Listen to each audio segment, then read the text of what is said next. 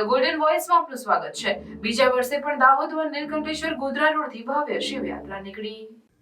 દાહોદથી Godhra road Neelkantheshwar મંદિર પરથી બીજા વર્ષે પણ ભવ્ય શિવયાત્રા નીકળી હતી। શિવયાત્રા પહેલા નીલકંઠેશ્વર મંદિર પર ભગવાન શિવની પૂજા અર્ચના કરવામાં આવી। ત્યારબાદ નીલકંઠેશ્વરથી ગોધરા રોડ દેસાઈવાડા ભાગની સમાજ થઈને નગરપાલિકા ચોકથી પરત નીલકંઠેશ્વર મંદિરે આ યાત્રાનું સમાપન થશે। યાત્રામાં અનેકો પ્રકારની ઝાંકીઓ જેમ કે અવધ રામ મંદિર અને મંદિરમાં ભગવાન શ્રી રામજી કા વિરાજમાન અને ગુજરાતી નૃત્ય જેવા અનેકો દ્રશ્યો જોવા મળ્યા હતા। તો આ ત્યાં જ પોલીસનો ચુસ્ત બંદોબસ્ત પણ કરવામાં આવ્યો હતો।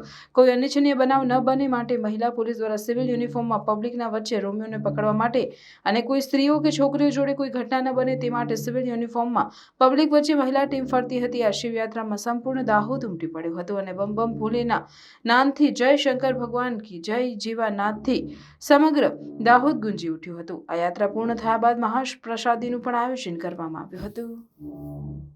નીલકંઠેશ્વર મહાદેવ દ્વારા સમિતિ દ્વારા આયોજિત શિવ સવારી દાહોદમાં આ વર્ષે બીજી શિવ સવારી નીકળી છે, ત્યારે દાહોદ નગરમાં અનેરો ઉત્સાહ જોવા મળે છે।